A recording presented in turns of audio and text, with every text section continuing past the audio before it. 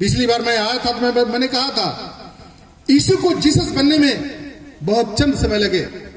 मनुष्य को देवत्व की ओर असामान्य बनने में, मनुष्यता को खो करके आध्यात्म की बुलंदी में प्राप्त करने के लिए बहुत चंद समय हो सकते हैं, लेकिन तैयारी बहुत करनी पड़ती है।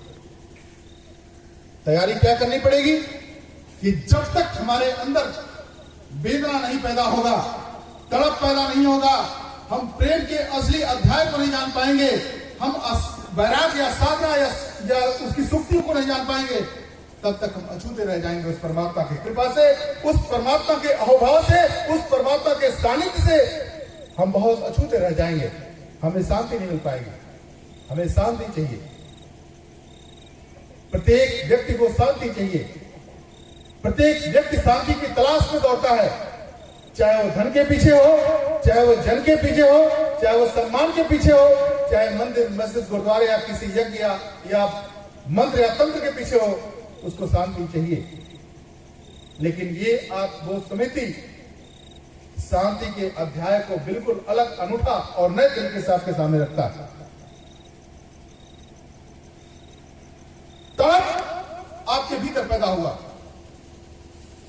प्रेम, आपके भीतर पैदा हुआ वासना, आपके भीतर पैदा हुआ करुणा, आपके भीतर पैदा हुई दया, आपके भीतर पैदा हुआ सम्मान, आपके भीतर पैदा हुआ। ये छोटा सा शरीर है, बहुत छोटा सा शरीर है, सारी चीजें भीतर से पैदा हो रही है।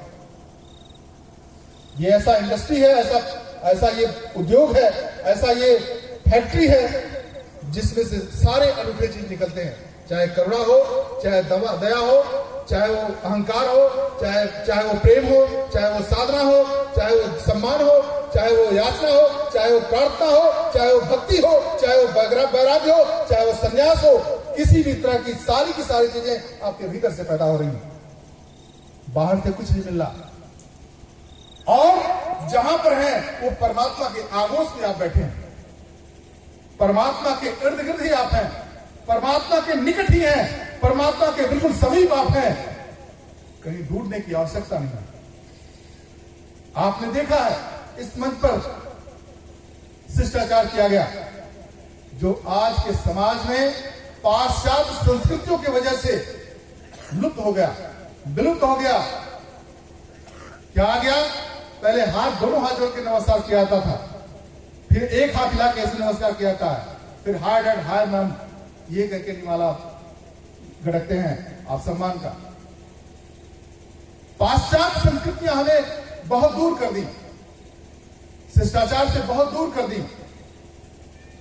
जैसे एक माला को फूलों की एक कतारबद्ध तरीके से गूंथने के लिए एक धागे की आवश्यकता पड़ती है, वैसे ही परिवार, समाज और देश को एक धागे में पिरो कर रखने के लिए प्रेम की आवश्यकता पड़ती है, शिष्टाचार की आवश्यकता पड़ती है, जो नहीं है।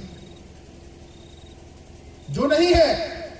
व्यक्ति शिक्षित है लेकिन बुद्धिमान नहीं, बुद्धिमान भी है लेकिन विचारवान नहीं है, और विचारवान भी है तो ज्ञानवान नहीं है, क्योंकि रिश्ते बोझ लगते हैं उसे। मां बाप उसको बोझ लगते हैं, परिवार के अन्य सदस्य उसको बोझ लगते हैं, उससे वो निवृत्त होना चाहता है, क्योंकि पाश्चात्य संस्कृति में ऐसी व्यवस्था नहीं है।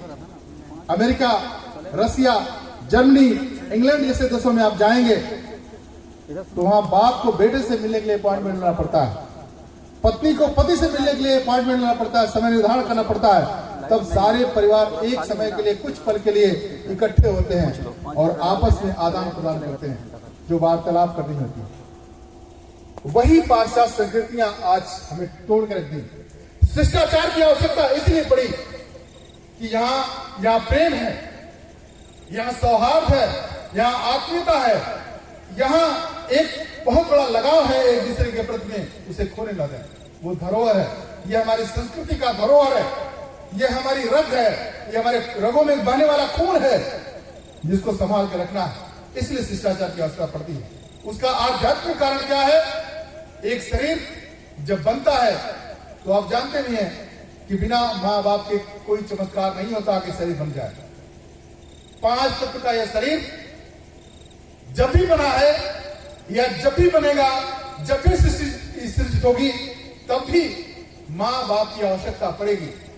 इसलिए सबसे बड़ा अगर ऋणी है तो उस महान माता पिता की वजह से आप इस दुनिया में आए हैं। इसलिए इस मंच पर करके दिखाया भी गया, बताया भी गया कि उनका आदर किया जाना चाहिए, उनकी पूजा की जानी चाहिए, उनका आत्मसम्मान किया जाना चाहिए, उसकी पूजा करना चाहिए, आराधना करनी चाहिए, उनके प्रति एक हमदर्दी होनी चाहिए, जिसको शिष्टाचार कहते हैं।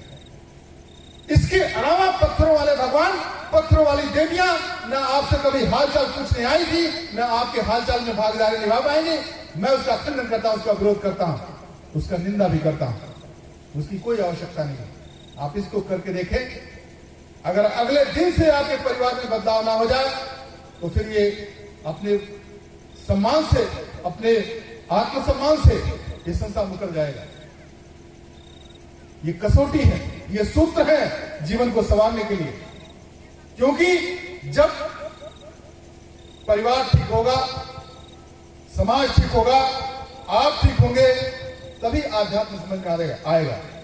क्योंकि उसे समझना है जिसे पढ़ा नहीं जा सकता, उसको जानना है जो किताबों में आ नहीं सकता, उसके पास पहुंचना, उस पर डूबना है जिसकी कोई नदी की धार नहीं है, जिसमें सागर की कोई लहरें नहीं है, जहां कोई विचार नहीं है, जहां कोई संप्रदाय नहीं है, जहां कोई ग्रंथ नहीं है, जहां कोई उपनिषद नहीं है, जहां कोई शास्त्र नहीं है, जहां कोई वेद नहीं, जहां कोई पुराण नहीं है, उसमें डूबना है।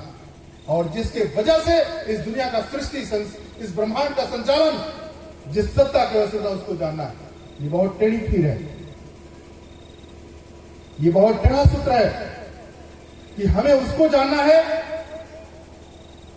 जिसको हम पढ़ नहीं सकते, जिसको हम देख नहीं सकते, जिसको हम छू नहीं सकते, जिसको हम आकार में उतार नहीं सकते।